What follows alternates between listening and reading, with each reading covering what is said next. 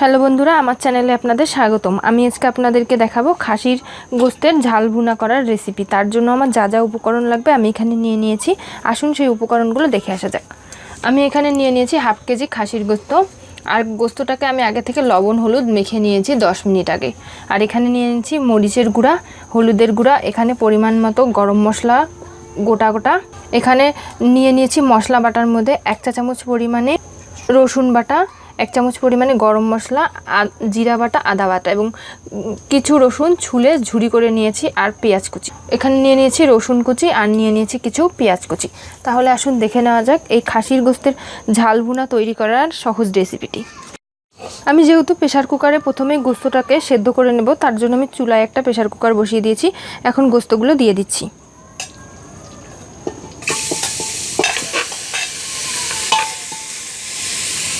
এখন এই গোস্তের মধ্যে দিয়ে দিচ্ছি 1 চা চামচ পরিমাণে রসুন কুচি, দিয়ে দিচ্ছি গোটা গোটা গরম মশলাগুলো, সামান্য 1 চা চামচ পরিমাণে তেল দিয়ে দিলাম। তারপরে এখন গোস্তটা যেহেতু আমার একদমই শুকনা, সেহেতু প্রেসারে সিটি দিতে গেলে তলে লেগে যেতে পারে এবং পুড়ে যেতে পারে। তার জন্য আমি এখানে 1 কাপ পরিমাণে পানি দিয়ে দেব। আমি এখানে 1 কাপ পরিমাণে পানি দিয়ে দিলাম। এখন ভালো করে নেড়ে চেড়ে মিশিয়ে নিচ্ছি সব উপকরণগুলো। তারপরে এখন আমি প্রেসারের ঢাকনিটা লাগিয়ে দিচ্ছি এবং লাগিয়ে আমি 6টা সিটি দেব মোট। তারপরে 6টা সিটি দেওয়ার পরে আমি আবারও ফিরে আসছি। আমি কড়াইয়ে তেল দিয়ে দিয়েছি পরিমাণ মতো এবং তেলটা গরম হয়ে গেছে। এখন আমি দিয়ে দিচ্ছি এর মধ্যে রসুন কুচি 1 চামচ পরিমাণে।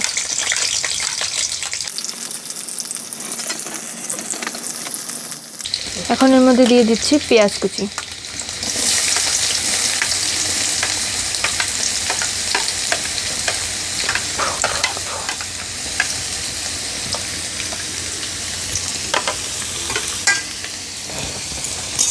এখন ভালো করে বাদামি কালার করে ভেজে নিতে হবে।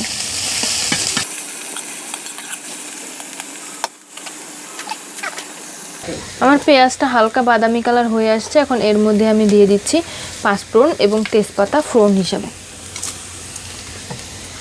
ফোড়ন দিয়ে দিলাম। এখন ভালো করে নেড়ে পেঁয়াজের সাথে মিশিয়ে নিচ্ছি। এখন আমি এর মধ্যে দিয়ে দিচ্ছি 1 চা চামচ পরিমাণে হলুদ গুঁড়া,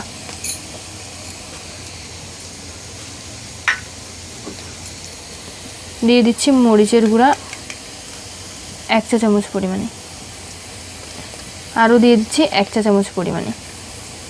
আপনারা যে যেমন পরিমাণে ঝাল খান সেই পরিমাণেও দিতে পারেন। আমি আমার পরিমাণ মতো দিয়ে দিলাম। এখন ভালো করে মিক্সড করে নিচ্ছি।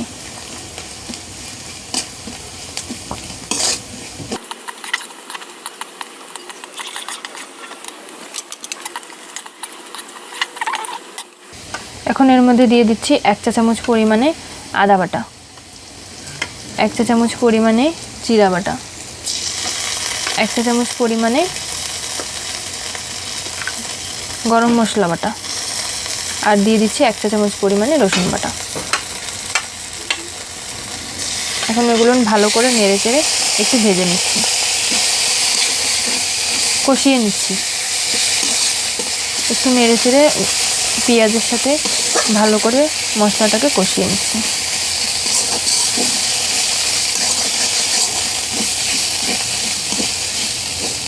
এক মিনিট ধরে মশলাটাকে কষিয়ে নিয়ে মশলাটা কষিয়ে নেওয়া হয়ে গেছে। এখন আমি এর মধ্যে দিয়ে দিচ্ছি সেদ্ধ করা গোস্তগুলো, খাসির গোস্তগুলো।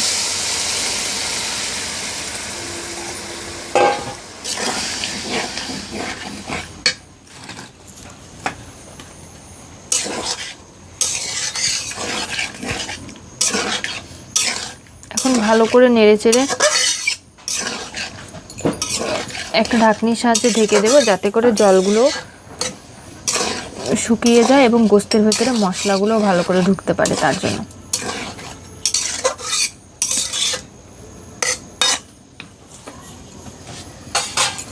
এখন আমি একটা ঢাকনির সাহায্যে এটাকে 5 মিনিটের জন্য ঢেকে দিচ্ছি। আমাদের গোস্তের মধ্যে কোনো পানি নেই, এখন শুধু গোস্ত থেকে তেল বের হচ্ছে। এখন আমরা এই অবস্থায় গোস্তটাকে ভালো করে কষিয়ে নেব। তাহলে আমাদের গোস্ত রান্নাটা হয়ে যাবে। ভালো করে কষিয়ে নিচ্ছি।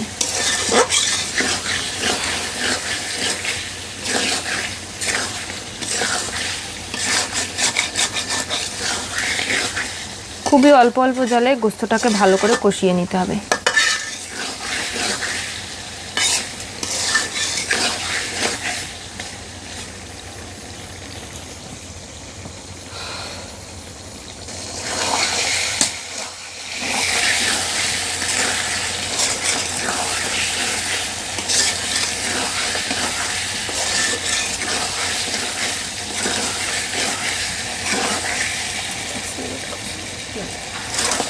আমরা 5 মিনিট ধরে গোস্তটাকে কষিয়ে নিয়েছি। এখন আমার গোস্তটা হয়ে গেছে। আপনারা দেখতেই পাচ্ছেন যেমন কোনো পানি নেই তেমনই একদম গোস্তটা খুবই সুন্দর কালার হয়েছে এবং গোস্ত থেকে তেল বেরিয়ে যাচ্ছে। তাই আমি এখন এটাকে একটা পাত্রের মধ্যে নামিয়ে নিচ্ছি। বন্ধুরা, আপনারা দেখতেই পাচ্ছেন যে আমার খাসির গোস্তের ঝাল ভুনাটার কালারটা কতটা সুন্দর হয়েছে এবং এটা খেতেও কিন্তু খুবই সুস্বাদু হয়েছে। আপনারা অবশ্যই করে এই রেসিপিটি বাড়িতে তৈরি করবেন এবং খেয়ে দেখবেন, খুবই মজা হয়েছে। আর আমার এই রেসিপিটা যদি আপনাদের ভালো লেগে থাকে তাহলে অবশ্যই করে বলবো আমার চ্যানেলটি সাবস্ক্রাইব করুন এবং পাশে থাকা বেল বাটনটি ক্লিক করতে ভুলবেন না। ধন্যবাদ সবাইকে। আজকে এই পর্যন্তই।